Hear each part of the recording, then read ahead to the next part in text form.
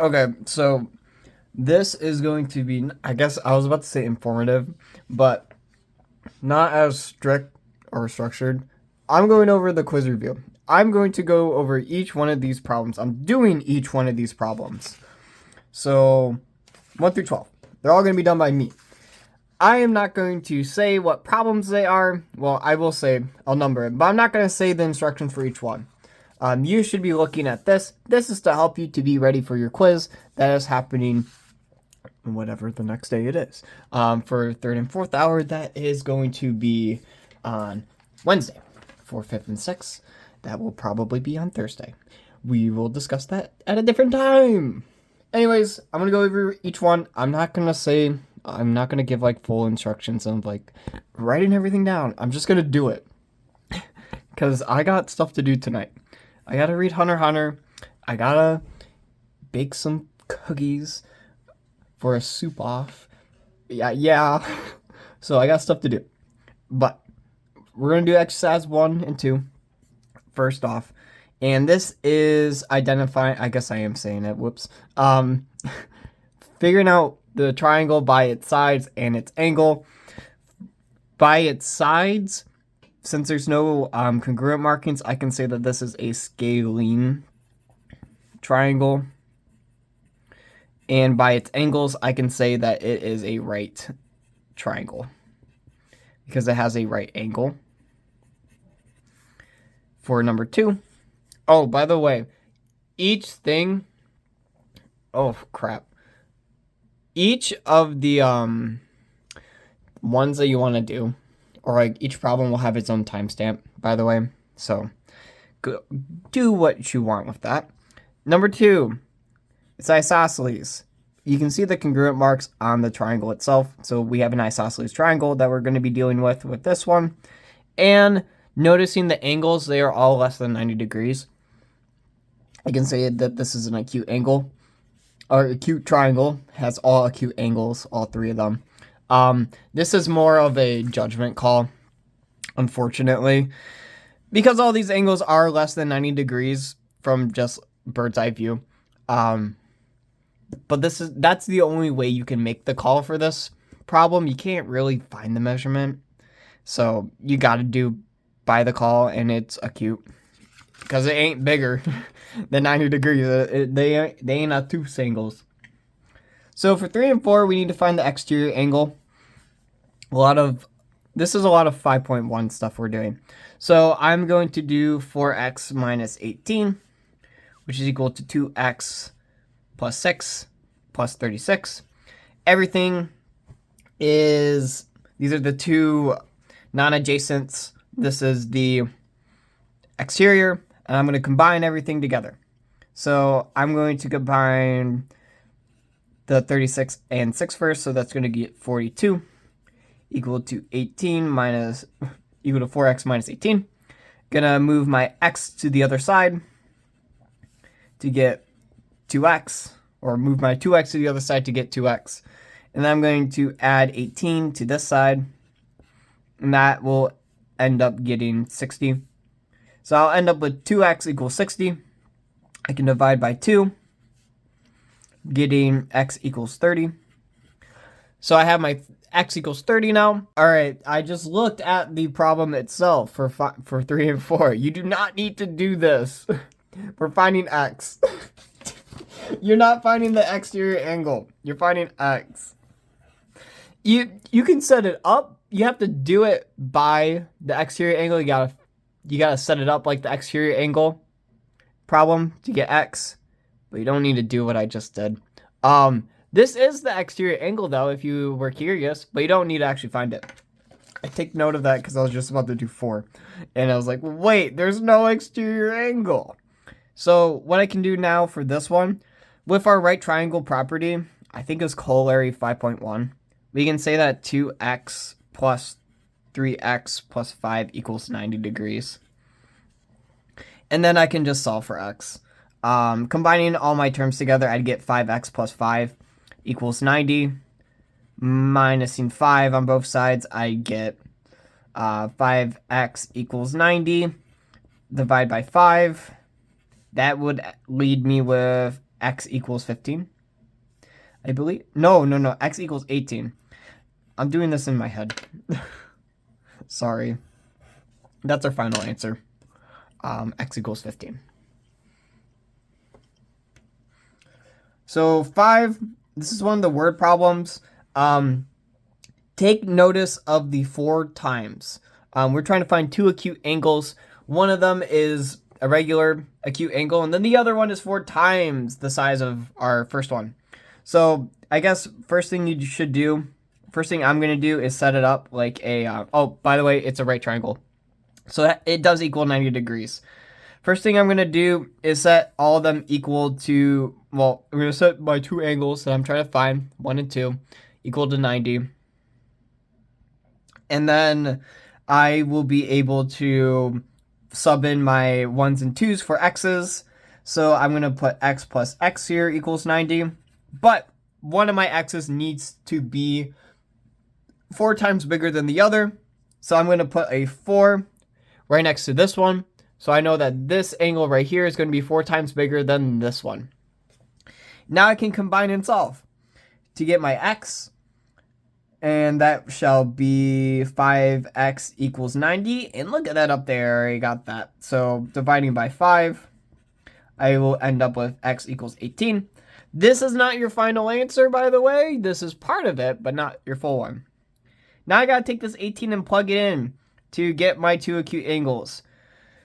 So what I'm going to do is do 18. That is my first angle. Then plus 4, 18 equals 90. And then I can combine and solve.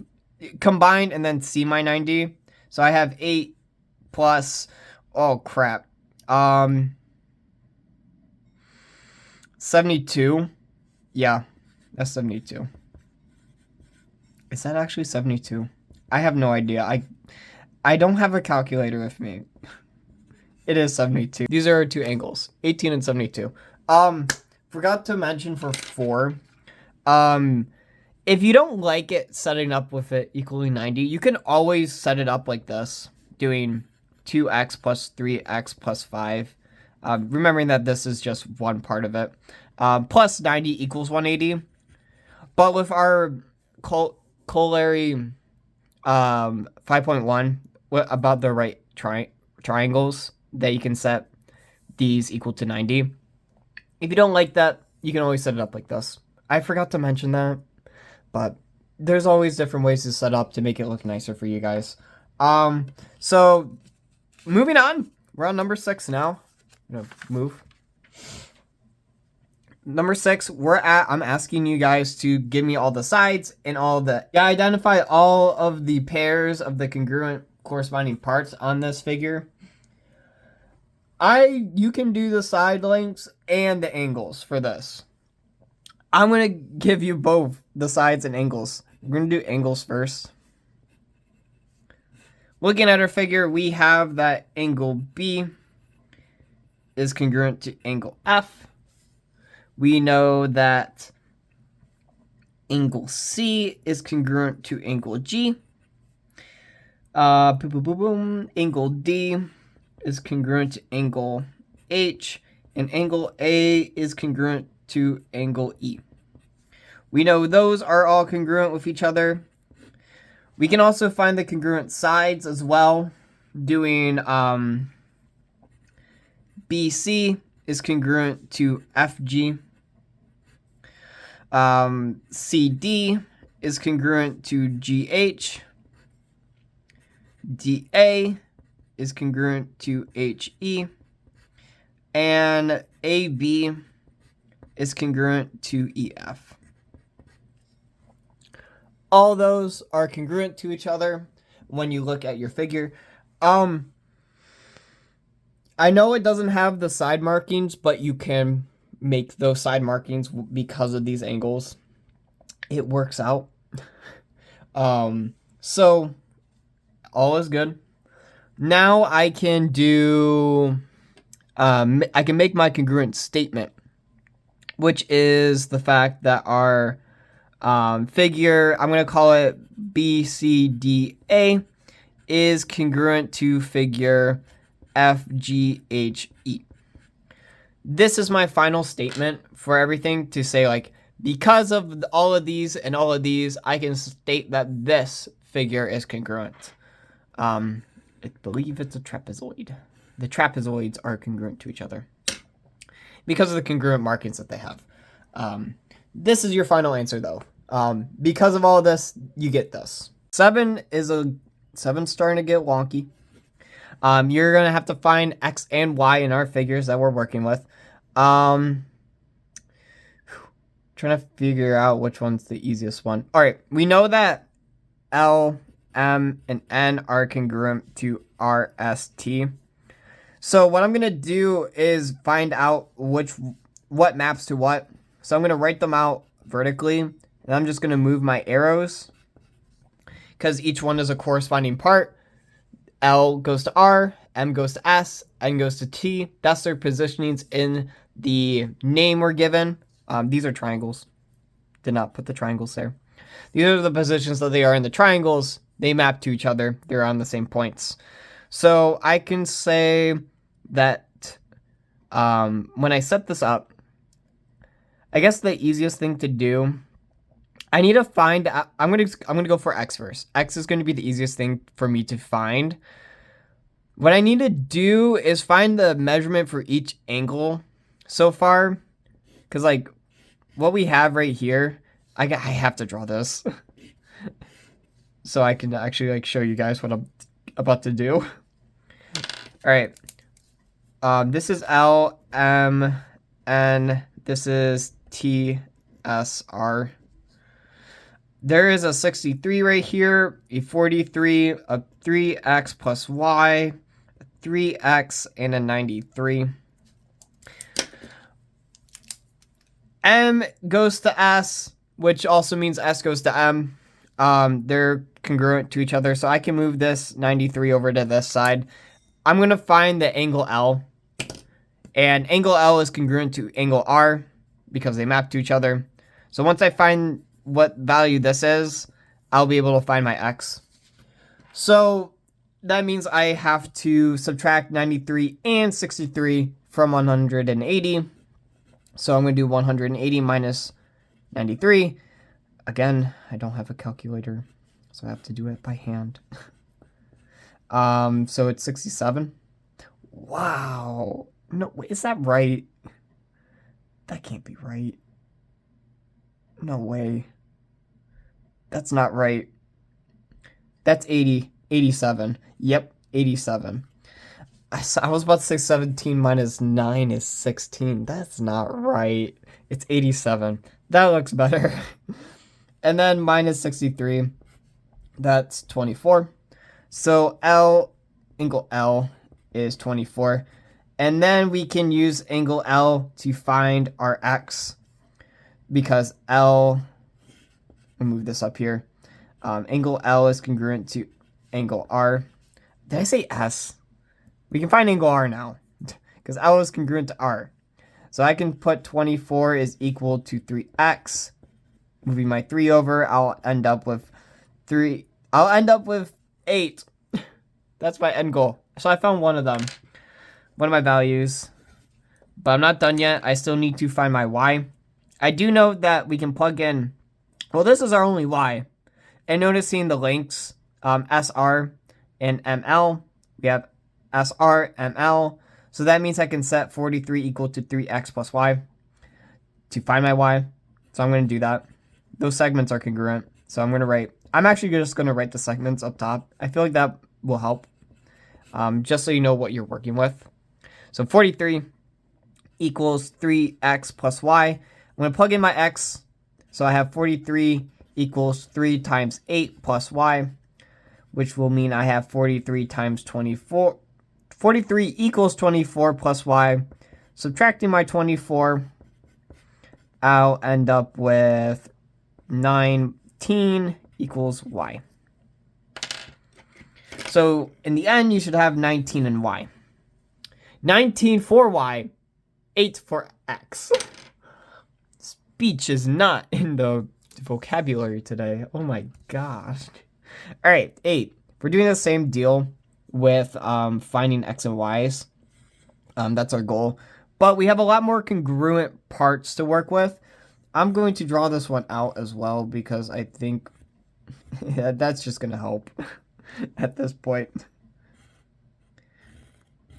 So we have equal angular triangles and an isosceles. I'm marking everything that is on that paper right now in pencil, then we'll break out the pen. We're talking about this length right here being 5x minus 1. Then we have 24. Okay. So, we need to find x, we need to find y. What I do know so far. What do I know? One thing that I do know is that each angle inside of this triangle right here is 60 degrees. So I'm going to write 60 degrees everywhere I see this congruent mark. That's great to know. Everything is 60 degrees. Also, since this triangle is equiangular, I can also say that it's equilateral. So I'm making congruent marks everywhere on those parts. Not down here at the base. No, that's not part of the equiangular. So no congruent marks there. Best thing for me to do is to find x first. That's the best case scenario for me, is to find the x value. So I am going to do 24 equals 5x minus 1, adding my 24, or adding my 1 to the other side. I have 25 equals 5x. Dividing by 5 would give me an x equals 5. That's step 1 done. I need to find y now. And oh my gosh, I'm looking at this just like trying to comprehend what I'm doing. Oh no, I'm so sorry you're given a problem like this. This actually isn't that bad of a problem. I'm overreacting. This isn't that bad. Remember the properties of angles and how that works and like what tricks you can do to sum up things. We know that this is a 60-degree angle right here. This one right here. We are also trying to find this angle down here. Notice the straight edge right here. The straight. That means that this is a straight angle and it houses 60 degrees and 6y. So what I can do is combine them and make a linear pair. And that means that 60 plus 6y equals 180. That's how I'm going to find my y.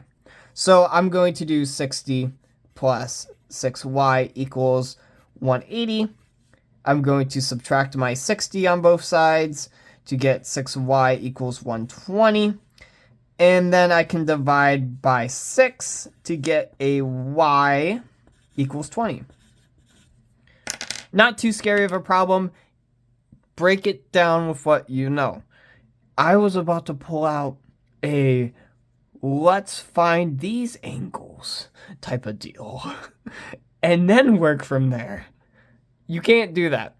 Even if that picture so you can't do what I just said because it doesn't work. I know in your homework for, oh crap, what was it? Was it 4? Yeah, it was 4.5. You had a problem that had like a right angle that went over like an intersecting line like this. Like the right angle was like this. That's not in this problem. You can't do that. So this isn't 90 degrees. I think off the cuff, like off the top of my head, this is probably 40 degrees. So that means this would be 100 degrees total, not 90 degrees. You would not know that unless if you did the linear pair. So this is the way to do it. You cannot assume that this is 90 degrees. Just another reason why you can't assume. Take it slow. Break it down. I know it got complicated right here, but that's why we can cover up stuff. Like, I don't need to worry about this triangle anymore. If anything, I can just worry about this side. And you can say the same about the other side. You could have done it looking at this side. But cover up what you don't need to help you figure it out. And redrawing the problem as well can help as well. Or it can help better clarify what you need to find. All right, we're almost done. We have 4 more problems, and then we're good. This is a copy the statement type of deal. I'm not going to copy the full statement, but I'll make the figure, and then I'll write what the answer is. So the figure we're looking at is... Oh, gosh. I'm actually going to have to draw this. Uh-oh. Disregard that line. We're not going to look at that. W X V Z goes up to X, down. Ooh, this was actually really close. Good job. All right. We got 9, 10, 11, and 12. And each one of them will have a different color. Luckily enough, I have 4 colors. I'm going to say 9 will be working with orange. So I know that VW and WX are congruent to each other. Remembering my isosceles properties, if 2 legs of the isosceles triangle is congruent, I can make my direction, my travel to the opposite angles. I can say WVX is congruent to angle WXV. Have to be within the same triangle. As you can see, I put a darker X because I messed up and put the wrong letter. Points have to be in the same triangle that we're talking about and working with. You can't just say a random point, because then it wouldn't be the right angle size. Make sure we're talking about the right angle size, so it closes off that way. It's a good thing I caught that, because I would have said something very wrong. I would have been a little upset on the quiz. Anyways, onward. We have that segment XZ is congruent to XY. So XZ is congruent to XY. So I can make my dotted lines, making my travel to those points that I'm talking about. Which in our case, we can say that angle XZY is congruent to... I'm going to give the 3-letter one. You probably don't need to, because it's right off the edge. I'm going to give the 3 one, because that's what we're doing in this problem. We're given a lot of 3s. So I'm just going to do it. So that means that XYZ is congruent to XZY. These 2 angles we are talking about right here. I guess I'll mark the angles that we talked about. Number 10. Nope, 11. We are saying that ZVX, so ZVX, this angle right here, is congruent to ZXV, this angle right here. Remembering our theorem 5.7 when we talked about angles, if the base angles are congruent, I'd block this off if that helps you. If the base angles are congruent, that means if we make our pathway going up, that means these side lengths are also congruent. So that means length ZV is congruent to ZX. Perfect. Last one. We have that angle XYZ. I guess that's this angle right here is congruent to angle ZXY. Making my pathway to see what is congruent. Going to the opposite side. I can see that the segment ZY is congruent to this segment ZX. All right. Those are all the problems that we've done. Key tips that I'm going to give out right now as I did this. Know your Theorems. You don't have to like know your specific theorems, but know what they're telling you. Know how isosceles triangles work. And equal angular or equilaterals.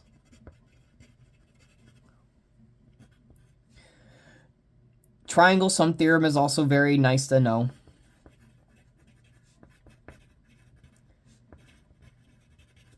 And the exterior angle theorem.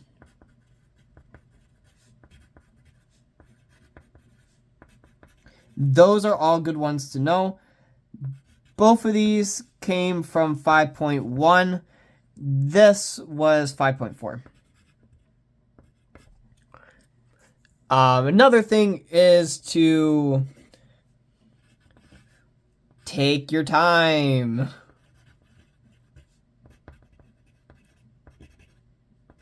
Take your time, like I am not doing while I'm writing. Take your time. Read everything, please. Read everything on your test. Read everything. Read everything to know what you're doing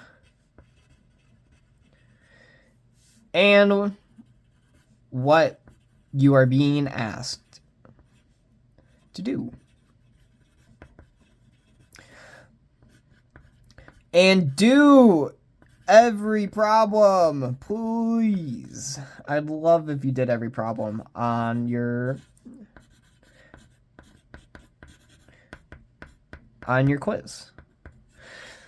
Even if you don't know the answer or know how to set it up, do it. Oh no! Diet Coke everywhere on my desk. Just kidding. It's an empty can, but there's still a little bit in it. Nothing came out though. But if you don't know how to do everything on the quiz, attempt it still. You will get points. I would love to see that you attempted everything, because it shows me that you're at least trying, and that's what I'm looking for. And I'd love it if you did. And I think that's all off the top of my head. Take your time, study. You don't even need to remember the theorems. I am not asking you to state what theorem you use for each one, but you need to know how they work, because that's what the quiz is going to be asking you. You need to know how they work, because you'll be asked questions like this, and you'll be asked questions a lot like 8 and 7. Those ones are going to be high, or I was going to say high priority, but hot topics, hot picks for the quiz. So know your stuff, please. And I think you'll be set. Hopefully this helped. Good luck.